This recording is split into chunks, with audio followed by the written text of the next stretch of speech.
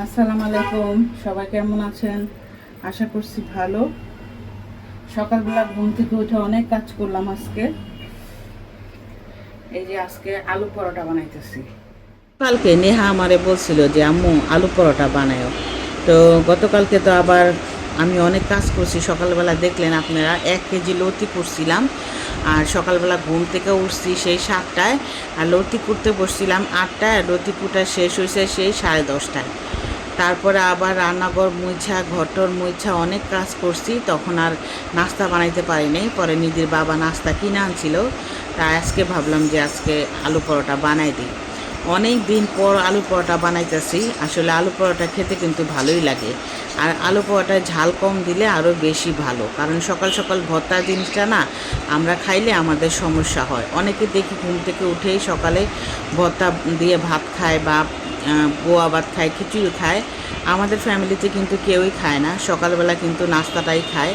আর আলু পরোটা লুচি এগুলা খায়, কিন্তু ঝালটা খুব কম দেওয়ার চেষ্টা করি আমরা। যাই হোক, এই যে আপনাদের সাথে কথা বলতে বলতে কিন্তু আমার নাস্তাটা প্রায় ভাজা হয়ে গেছে। এখন কিন্তু খালি নিধির বাবা আর আমি খাবো, কারণ নেহা নিধি এখনও ঘুম থেকে উঠে নেই। ওরা উঠলে ওদেরকে গরম গরম ভেজে দিব, কারণ আলু পরোটা না ঠান্ডা হইলে ভালো লাগে না। এর জন্য গরম গরম ভেজে দিলেই ভালো হয়। আর লুচিটাও কিন্তু গরম গরম খাইলে ভালো লাগে, ফুলা ফুলা থাকে, ফুলকু ফুলকু।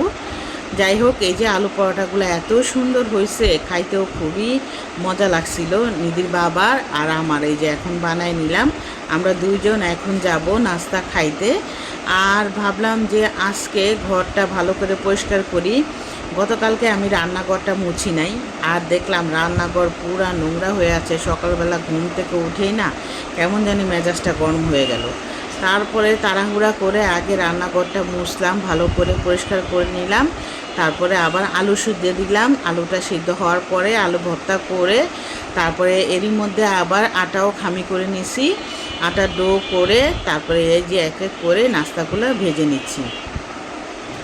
তো মাঝে মধ্যে কিন্তু এরকম আলু পরোটা লুচি এগুলা খেতে ভালোই লাগে। আর লুচি বানাইতে কিন্তু অনেক কষ্ট, আলু পরোটা তাও সহজ আছে, আলু ভিতরে দিলেই হয়ে যায়। যাই হোক, এখানে আবার সকালবেলায় দেখলাম 2 মেয়ে ঘুম থেকে উঠে গেছে।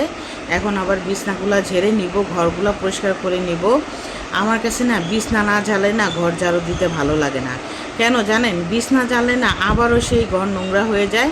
এর জন্য দেখা যায় কি, মেয়েরা একটু বেলা করে ঘুম থেকে উঠলে তখন বিছনা ঝাড়ি, ঘরটা ঝাড়ু দেই।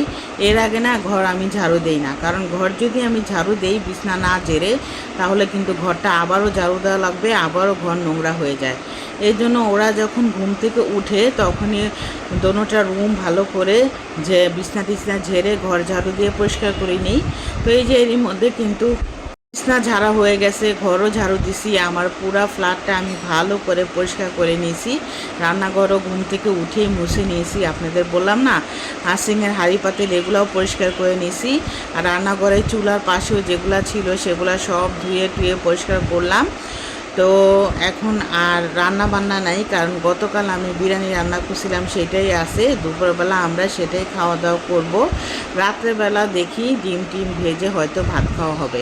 আর প্রত্যেক দিনই না অল্প অল্প করে কাপড় ধোয়া হয়, কারণ কাপড় না জমে গেলে ভালো লাগে না।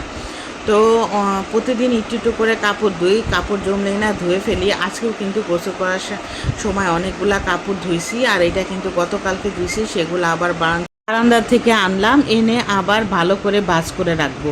আর এই যে 2টা চেয়ার, এত কাপড় থাকে, প্রত্যেকটা দিন আমি কাপড় ভাঁজ করি, তারপরও না আমার ঘরে চেয়ারে তারপরে খাটে কাপড় থাকবে। একজন মানুষ যখন ঘরে আসে তখন হয়তো মনে করে যে এত কাপড় কেন। আসলে বললাম না, আমরা 3টাই মেয়ে মানুষ, আমাদের কিন্তু ঘরের চারপাশে দেখবেন কাপড় ছিটায় থাকে।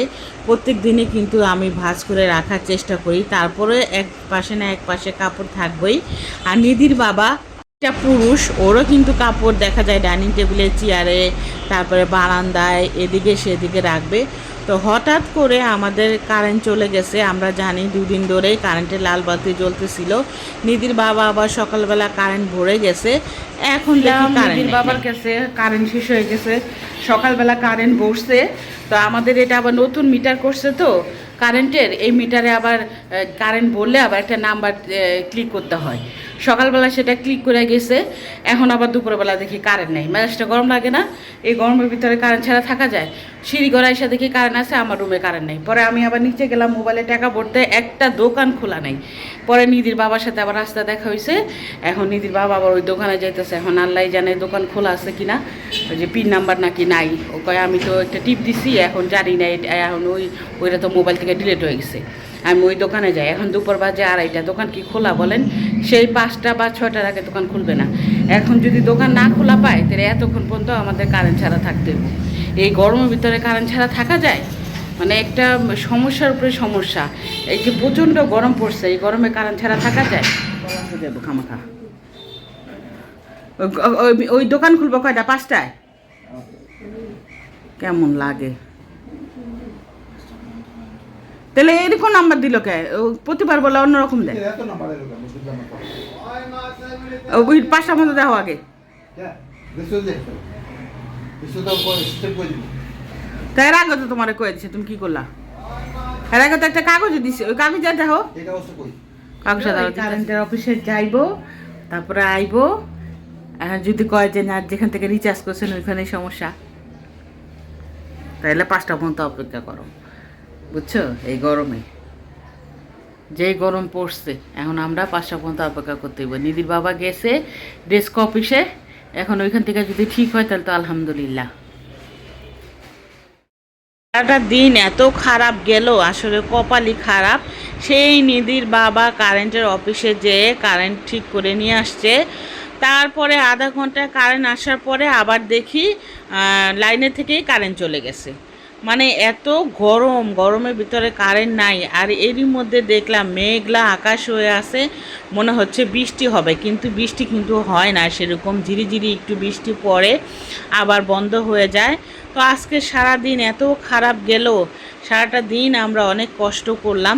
আসলে আল্লাহ যদি কপালে কষ্ট রাখে, আসলে হাজার চেষ্টা করলেও না সেটা এড়ানো যায় না। দেখেন নিধির বাবা কিন্তু সকালবেলায় কারেন্ট ভরছে, তারপরও দেখেন আমাদের সারাদিন কারেন্ট ছাড়া থাকতে হয়েছে, কারণ মিটারের সমস্যা।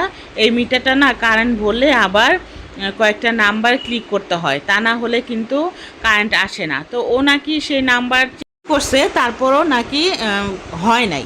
আসলে কপালে খারাপই থাকলে এরকমই হয়। আর দেখেন এই যে ওয়েদারটা এত ভালো লাগতেছিল, কিন্তু অনেক গরম। আর এই যে বিকালবেলা আবার বাচ্চাদের একটু নুডলস রান্না করে দিলাম। সেদিন যে আমি বিফগুলা রাখছিলাম, সেখান থেকে আবার অল্প কয়েকটু রেখে দিয়েছিলাম, সেটাই আসে। তাই ভাবলাম নুডলসের ভিতরে দিয়ে একসাথে রান্না করে দেই, বাচ্চারাও পছন্দ করবে। সারাদিন কি কি করলাম সেটা তো আপনাদের সাথে শেয়ার করলাম। আশা করছি আমার এই ব্লগটা আপনাদের ভালো লেগেছে। যদি ভালো লাগে চ্যানেলটা সাবস্ক্রাইব করবেন। আজকের মতো বিদায় নিলাম, আল্লাহ হাফেজ।